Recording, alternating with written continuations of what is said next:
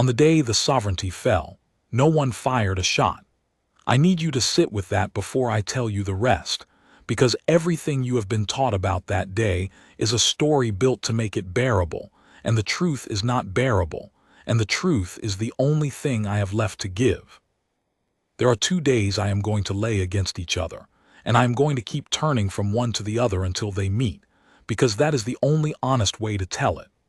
The first day is a day of triumph, the highest day the sovereignty ever knew, and I was there for it, young and certain and proud. The second day is the day it ended, and I was there for that too, old and certain of nothing, and the terrible thing, the thing I have never told anyone until now, is that they were the same kind of day. They felt the same. The triumph and the ending wore the same face. I just did not know how to read the face until it was far too late. Let me begin with the height of us, because you cannot understand a fall if you have never stood where the falling started. Sovereignty ruled 11,000 worlds. We did not rule them gently, and we did not rule them cruelly. We ruled them correctly, which is a thing harder than either and prouder. Where other empires in the long history of the galaxy had risen on conquest and rotted on conquest, we had risen on a single principle, carved above the doors of every sovereignty hall on every world we held, and the principle was this: the strong shall carry the weak, and in carrying them grow stronger still. We were the carriers. For 9,000 years we had gone out to the young and the small and the frightened worlds, and we had lifted them, and we had bound them to us, and they had thanked us mostly, in the way a child thanks the hand that lifts it even as the hand decides where the child may go. We were proud of that. I was proud of it. On the first day, the day of triumph, I would have told you without a flicker of doubt that the sovereignty was the best thing that had ever happened to the galaxy, and I would have been telling you what I believed with my whole heart, and that is the part I cannot forgive. You must understand that I am not describing a tyranny. If I were describing a tyranny, this would be an easier story, and you would be able to hold it at a distance, the way you hold all the stories of cruel empires brought low, with a comfortable certainty that you would never have served such a thing. But I would have served the sovereignty, and so would you, because the sovereignty was good. It fed worlds that had been starving. It ended plagues that had been killing children for 1,000 generations. It came to planets where the night sky was a terror, and it taught them that the lights were only other suns, and it came to peoples who had never known anything beyond their own small sphere, and it gave them the whole turning galaxy. The worlds we carried were, by every measurable thing, better off for our carrying, longer lived, better fed, safer. They had cause to be grateful, and most of them were grateful, and their gratitude was not false, and that is what makes it so hard to say the next thing, which is true, and which I did not understand for 100 years. That everything the sovereignty gave, it gave in exchange for the one thing it never named, and the one thing it never named was the only thing that mattered, and the humans gave that thing away for free. I was an adjudicator. It is a rank the sovereignty no longer has, because the sovereignty no longer is, but in those days it meant something close to a judge, and something close to a priest, and something close to a general, all bound into one office. An adjudicator went out ahead of the fleets to the worlds that had not yet been lifted, and an adjudicator made the assessment, measured a world, weighed it, decided whether it was ready to be carried and on what terms. We were the first face a young species saw. We were the ones who decided what their future would cost. It was the highest civilian honor the sovereignty could give, and I had earned it young. And on the first day, the day of triumph, I was sent to assess the most important world the sovereignty had ever found. They called it in our records the quiet world. We had been watching it a long time. It was a human world, though we did not yet have that word. We called them by a designation, a string of catalog symbols I will not trouble you with, and it had drawn the attention of the highest sovereignty councils because of a single anomaly that none of our analysts could explain. The humans were spreading, not conquering, that we would have understood that we had 1,000 precedents for. They were simply going outward, world after world, system after system, and everywhere they went they did the strangest thing. The thing that broke our models and frightened our councils and brought me, an adjudicator at the height of my pride, to the edge of their space on the day I still think of as the best day of my life. Everywhere the humans went, the worlds they touched stopped needing us. Our analysts had words for many dangers. They had words for fleets and for plagues and for rebellions, and for the slow treasons of client worlds that grew strong enough to resent the hand that had lifted them. They had contingencies for all of it, 9,000 years of contingencies, a doctrine for every shape a threat could take. But they had no word and no doctrine for a world that simply, quietly, over a span of years, stopped needing the sovereignty, that drifted out of our reach not in anger and not in war, but in the way a healed patient drifts out of the reach of the physician, by the simple fact of no longer being sick. The councils argued about it for a decade before they sent me. Some said it was a trick, some elaborate human stratagem to turn worlds against us. But the worlds were not turned against us. They bore us no ill will.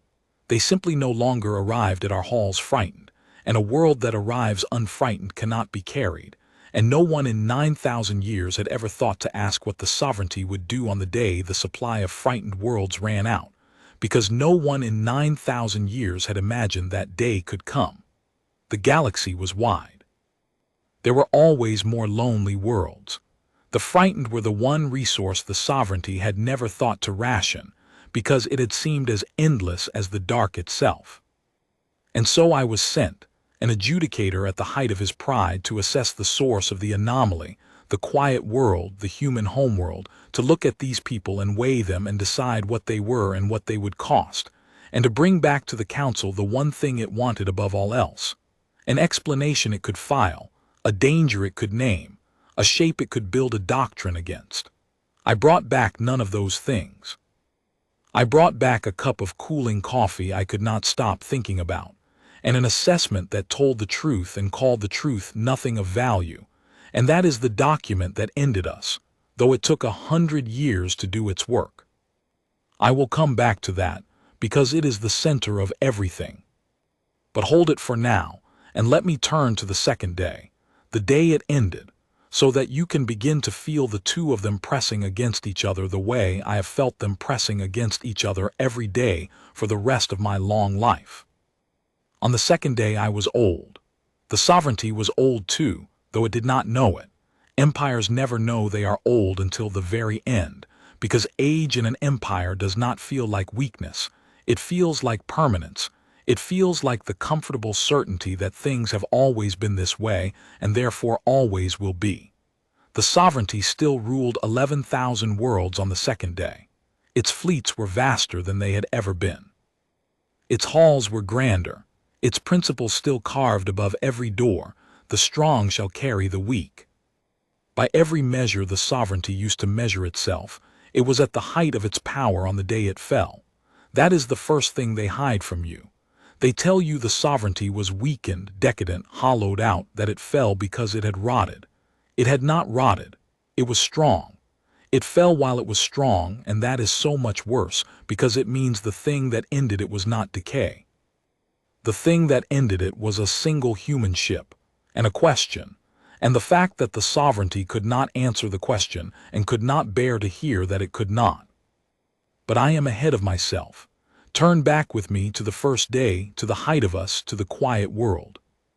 I came to them in a ship of state, an adjudicator's vessel, gold and white and built to be seen, built to announce to a young world that something vast and benevolent and certain had arrived to lift it. This was doctrine. You did not sneak up on a world you intended to carry.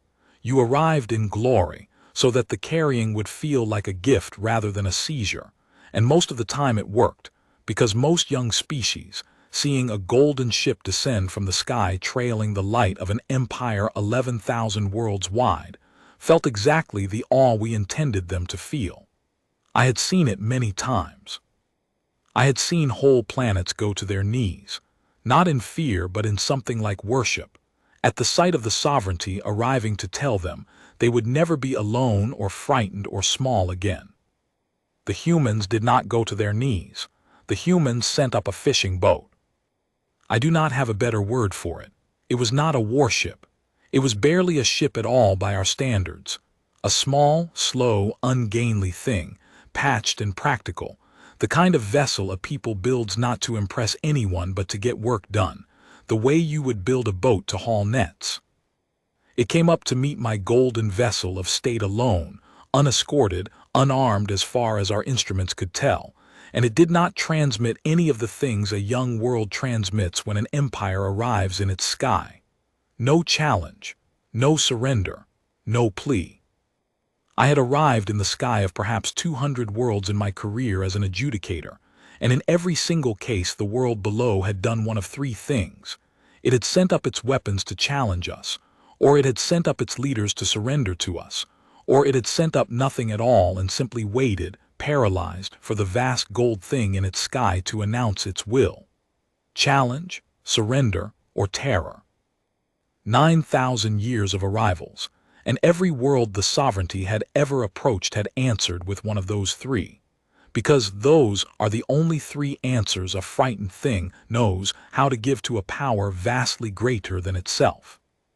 The humans gave a fourth answer, and the sovereignty did not have a fourth answer in its records, did not have a contingency for a fourth answer, had never in 9,000 years needed one. The little working vessel simply pulled alongside my ship, this fishing boat beside my monument, and it opened a channel, and a single human voice said the first words a human ever said to the sovereignty, and I have carried those words for the rest of my life, and they were not grand, and that is why they have never let me go. The voice said, "You look like you've come a long way. Do you want to come aboard? We've got coffee on." I did not know what coffee was. My translators did not know what coffee was. It would be years before I understood that this was the most human sentence ever spoken to an empire, that a small working people, faced with the arrival of a power 11,000 worlds wide, had responded not with awe and not with terror but with hospitality, had looked at the vast gold monument in their sky and thought, "That creature has come a long way. It is probably tired. We should offer it something warm." I did not understand any of that on the first day. On the first day, I was insulted. I was an adjudicator at the height of the sovereignty's glory, and a fishing boat had just invited me in for a hot drink, and every instinct 9,000 years of doctrine had bred into me said that this was a species that did not understand what was happening, that needed to be taught the shape of the thing, that needed, gently and correctly, to be made to kneel. So I made the assessment. That was my function and my pride, and I performed it, and I performed it well. And the assessment I made on the first day is the second thing they hide from you, because it is the document that ended the sovereignty, though no one knew it for 100 years. Now turn with me again, to the second day, because the second day begins with that same document, the assessment I wrote at the height of my pride, pulled from the deepest vault of the sovereignty archive and read aloud in the highest council, by an adjudicator 100 years younger than me, who did not know I was still alive, who did not know the author of the words he was reading was sitting in the back of the chamber, old and unrecognized, listening to his own young certainty come back to destroy the thing it had been so certain of. On the second day, a human ship had come to the sovereignty's capital world. One ship. Not a fleet. The histories that want to make the fall bearable always imagine a fleet, because a fleet is a thing you can lose to honorably. But it was one ship, and it was the same kind of ship, small and working and unarmed.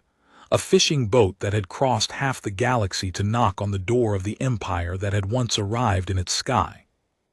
And it had opened a channel to the highest council of the sovereignty, and it had asked a single question, and the council had convened in emergency session to decide how to answer it, and they could not answer it. And in their desperation to understand the question, they had gone into the archive looking for the first human contact, and they had found my assessment, and they were reading it aloud now, 100 years too late, in the hope that the adjudicator who had first measured these people might have left them some weapon against the question. I had not left them a weapon. I had left them a confession, though I had not known it was a confession when I wrote it. Let me tell you what it said. Let me tell you what I wrote, at the height of my pride, about the people who would one day end us, because it is the hinge on which both days turn.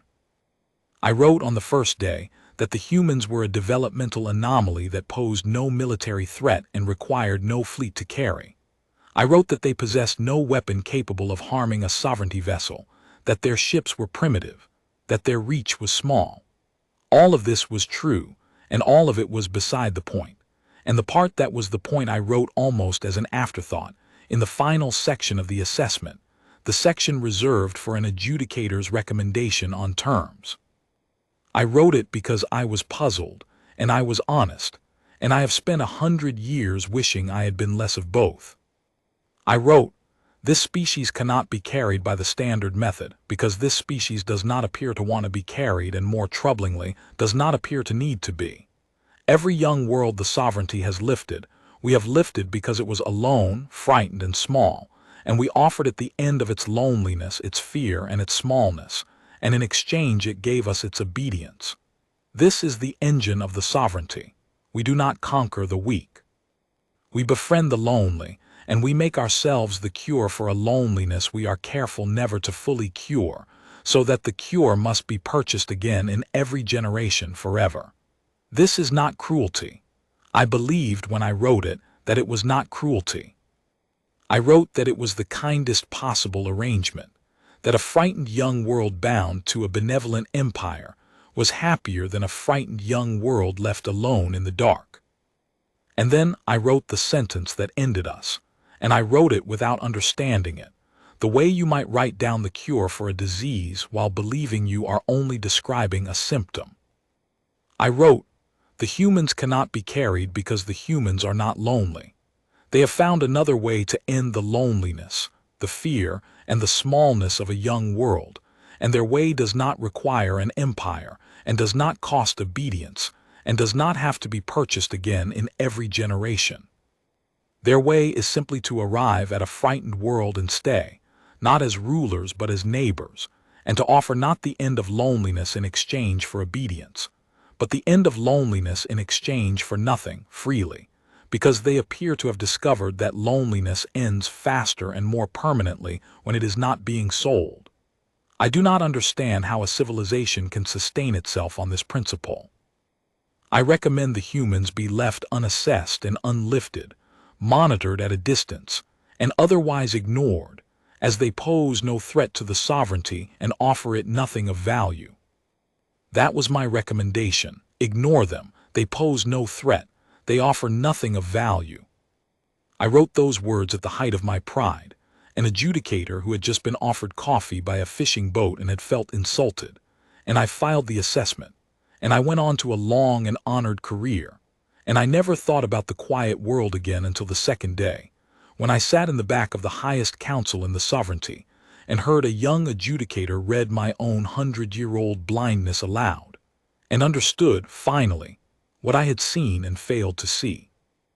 Turn back with me one more time, to the first day, because there is a moment I left out, and it is the moment everything hinges on, and I have never been able to decide whether telling it makes me a fool or only a man. After I made my assessment, after I had decided these people were beneath the sovereignty's notice, I did one thing I was not required to do, one thing that was not doctrine, one thing I have never been able to explain except that I was young, and the long way had made me tired, and the human voice had said, "Do you want to come aboard? We've got coffee on." And some part of me, some small unguarded part that 9,000 years of doctrine had not quite managed to seal, wanted to know what coffee was. I went aboard the fishing boat. It was against every protocol. An adjudicator does not board a primitive vessel. An adjudicator is boarded, received, attended.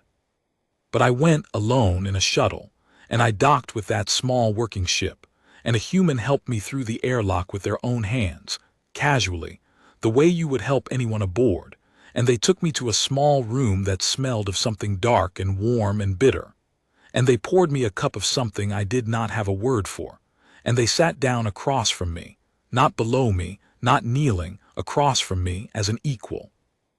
As though an adjudicator of the sovereignty and a fisher of a backwater world were simply two tired travelers who had met in the dark, and they asked me about my journey. No one had ever asked me about my journey. Do you understand what I am telling you?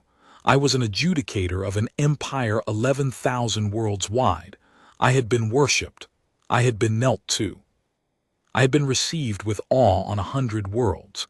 And not once, not on a single one of those worlds, had anyone ever simply asked me whether I was tired, whether the long way had worn me down, whether I wanted to sit and rest and tell them about the journey. The sovereignty did not produce that question. The sovereignty was built so that no one beneath you would ever think to ask it, and no one above you would ever lower themselves to it. And a human on a fishing boat asked it of me on the first day freely, for nothing, because they appeared to have discovered that loneliness ends faster when it is not being sold.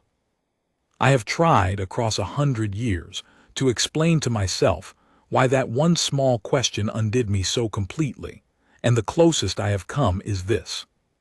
The sovereignty had given me everything a being could be given: rank, honor, the awe of worlds.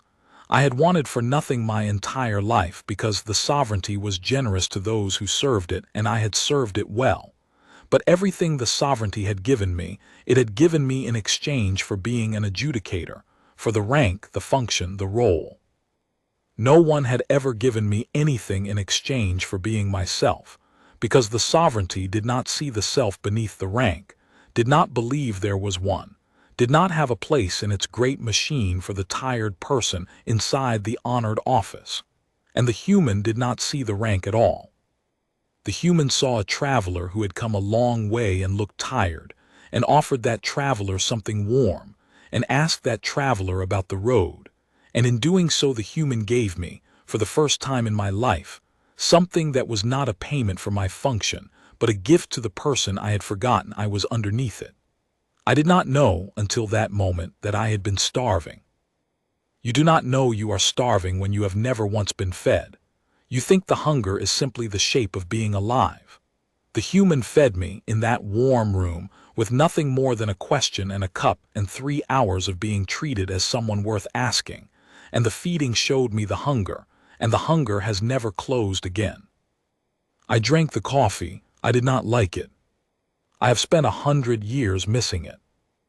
I sat in that small warm room for 3 hours, an adjudicator who had come to weigh and measure and decide the future of a world, and instead I talked, and they listened, and they talked, and I listened. And for 3 hours I was not an adjudicator, and they were not a primitive, and there was no empire in the sky and no fishing boat beneath it. There were only two tired travelers in the dark, warm for a while, not lonely for a while. They asked me about the worlds I had seen, and I told them, and they did not gasp at the grandeur of the sovereignty the way every world I had ever visited had gasped. They listened the way you listen to a friend describe a long trip, with interest and with care, and with the occasional quiet question that showed they were not impressed by me but were genuinely curious about me, which is a different thing, and a rarer thing, and a thing I had never once received in all my honored life. And I asked them about their world, their small patched working world, and they told me, and there was no shame in them, no sense that their fishing boat was a lesser thing than my monument, because they did not measure themselves against the sovereignty at all. They simply were what they were and offered it freely and felt no need to be carried. And that absence of need, that complete and gentle self-possession in the face of an empire, was the thing my assessment would later call, in its blindness, nothing of value. And then I remembered who I was and what I was, and I felt something I had no name for, something that I now understand was shame. And I set down the cup and I thanked them coldly, and I returned to my golden ship of state. And I wrote my assessment. And in the assessment I wrote that the humans offered the sovereignty nothing of value, and I believed it because the alternative, the thing I had felt in that warm room, the thing that had no name and no price and no place in 9,000 years of doctrine, the alternative was too large to fit in an assessment, and too dangerous to fit in a sovereignty.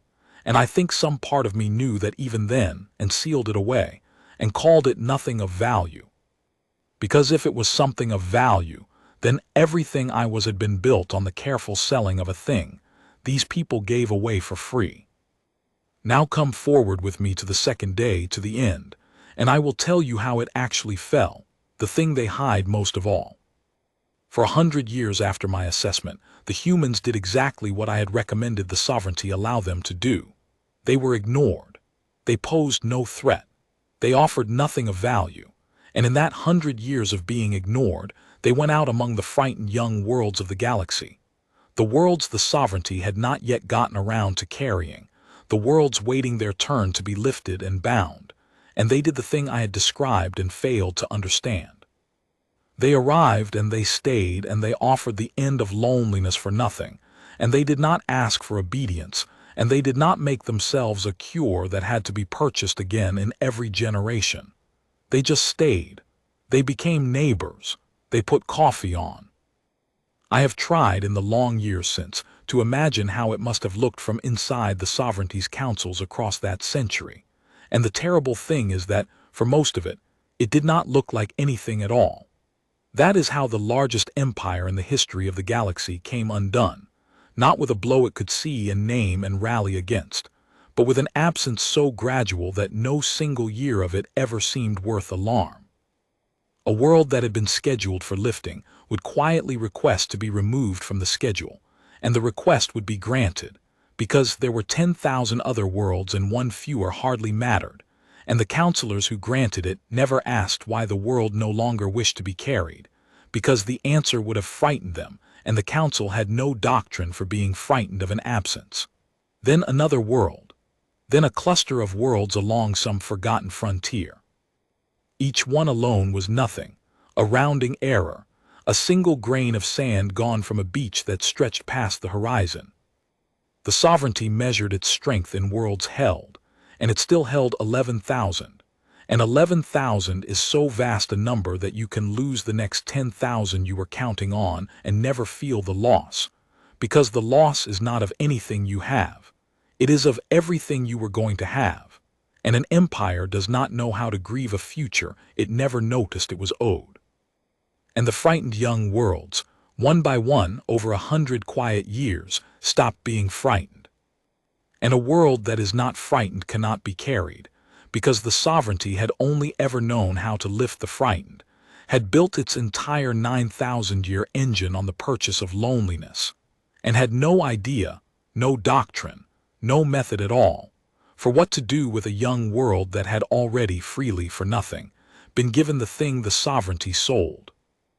There is a thing I have come to understand about the way the humans did it, and it is the thing that makes their victory so complete and so impossible to answer, and it is this: they were never trying to defeat us. I have looked for the strategy in it, the long human plan to bring down the sovereignty, the patient century-spanning campaign, because my mind was shaped by the sovereignty, and the sovereignty could only understand the world as a contest of strategies. And there was no strategy. The humans did not go out among the lonely worlds in order to starve the sovereignty of the frightened. They went out among the lonely worlds because the worlds were lonely, and the humans had coffee on, and it seemed to them the obvious thing to do. They ended the sovereignty the way a sunrise ends the night, not by fighting the dark, but simply by being a different thing in the same sky. And you cannot defend against a sunrise. You cannot build a doctrine against the dawn. You cannot rally a fleet against the fact that someone, somewhere, has decided to be warm to strangers for no reason and no price. The sovereignty had spent 9,000 years preparing to defeat every kind of enemy, and it was undone by a people who had simply never agreed to be its enemy at all, and who could not be made into one, because they kept, maddeningly, kindly, fatally, offering it coffee. The sovereignty did not fall because it was attacked. It fell because it ran out of lonely worlds. One by one the worlds it had been planning to carry were quietly, neighborly, taken off the market, not conquered, not turned against the sovereignty, simply made unafraid, and the unafraid do not kneel. And an empire that rules by being knelt to does not notice it is dying until it looks out across 11,000 worlds and realizes that the 12,000th will never come, and the 13,000th will never come, and that the great carved principle above its doors, the strong shall carry the weak, has quietly become a lie, because there are no weak left to carry, because someone went out into the dark and ended their weakness for free. That is what the human ship asked on the second day in the highest council of the sovereignty. That is the question they could not answer. The ship, one ship, small and working and unarmed, a fishing boat that had crossed half the galaxy, opened a channel to the council that ruled 11,000 worlds, and a single human voice, kind and unhurried, asked the question that ended us. And the question was not a threat. The question was an invitation, the same invitation, the only invitation the humans had ever offered anyone, and it was the most dangerous thing the sovereignty had ever heard, because the sovereignty had no answer for it and could not bear to admit that it had no answer. The human voice said, "You've been carrying the weak for 9,000 years. You must be so tired. Do you want to put it down? Do you want to come aboard? We've got coffee on." And the council of 11,000 worlds sat in silence, because every soul in that chamber understood in the same instant that this was not a question they could answer with a fleet. You cannot fire on an invitation. You cannot conquer a question. And worse, far worse, the question was true. They were tired. 9,000 years of carrying the weak, of selling the cure for a loneliness they were careful never to fully heal, of being knelt to and worshipped and obeyed and never once, not in 9,000 years, asked whether they were tired, and here was a fishing boat asking. And the asking broke something in the chamber that no weapon could have touched, because every adjudicator and every counselor and every soul who had ever served the sovereignty had been so busy carrying the weak that no one had ever carried them. And they had not known, until the question, how heavy they had become, and how long it had been since anyone had offered to take the weight. I watched the council fall apart, not in violence, in recognition. One by one, the counselors of the sovereignty, the proudest beings in the galaxy, rulers of 11,000 worlds, sat with the question, "You must be so tired. Do you want to put it down?" And one by one I watched them understand that they did. That they had wanted to put it down for 9,000 years and had never been allowed to, because the sovereignty did not permit its strong to be tired any more than it permitted its weak to be unafraid, because the whole engine ran on no one ever admitting that carrying the weak had become a weight the strong could no longer bear. And here was the permission. Here was the question that gave them permission. Here, on a small working ship that had crossed half the galaxy to ask it, was a people who had looked at the loneliest empire in the galaxy. And we were lonely. I understand that now. We were the loneliest thing that had ever existed, 11,000 worlds, and not one of them a neighbor, not one of them an equal, not one of them a place where someone might ask us about our journey, and offered to end our loneliness for nothing freely, the way they ended everyone's. I want to tell you what it was like in that chamber, because I was there, old and unrecognized at the back, the author of the 100-year-old assessment that had just been read aloud, and I saw the faces of the most powerful beings alive in the moment the question reached them. I had expected anger. I had expected the council to do what the sovereignty had always done in the face of a threat it could not name, which was to reach for its strength, to convene its fleets, to answer the unanswerable with the one language the sovereignty had always trusted, which was force. And for a moment, a few of the younger counselors did reach for it. I saw them begin to call for the human ship to be destroyed, to be silenced, to be wiped from the sky before its question could spread. But the older ones did not move. The oldest counselor in the chamber, a being who had served the sovereignty for longer than most worlds had been part of it, raised one slow hand and stopped the younger ones, and said the only thing said aloud in that chamber that I have carried alongside the human's words, and it was this: "You cannot fire on it, not because we lack the means. Because every soul on every one of our 11,000 worlds is listening, and they have all just heard the question, and if we answer a kindness with a fleet, they will have their answer about what we are, and it will be the true one. The human has not asked us to surrender. The human has asked us if we are tired. And the worst thing, the thing none of you are old enough to understand, is that I have been waiting 9,000 years for someone to ask me that, and I am not going to order the death of the first one who did. And the chamber was silent, because the oldest among them had said the thing that all of them, in the deepest sealed rooms of themselves, knew to be true. They were tired. They had been tired for 9,000 years, and no fleet in the galaxy could fight the relief that was already spreading through that chamber like warmth through a frozen limb, painful and overwhelming and impossible to refuse. The relief of being seen, finally, after 9,000 years of being knelt to by everyone and known by no one. The sovereignty did not fall on the second day. That is the last thing they hide from you, and it is the kindest thing and the truest. The sovereignty did not fall. The sovereignty was put down. The counselors of 11,000 worlds, given permission at last to be tired, set the weight down, the way you set down a thing you have carried so long you have forgotten it was ever a choice to pick it up. They did not surrender to the humans. There was nothing to surrender. The humans had brought no army and made no demand. They simply stopped. They stopped carrying the weak because the weak were no longer weak, because someone had ended their weakness for free. And an empire that exists only to carry the weak when there are no weak left to carry does not get conquered. It gets to rest. For the first time in 9,000 years, it gets to rest. I am very old now.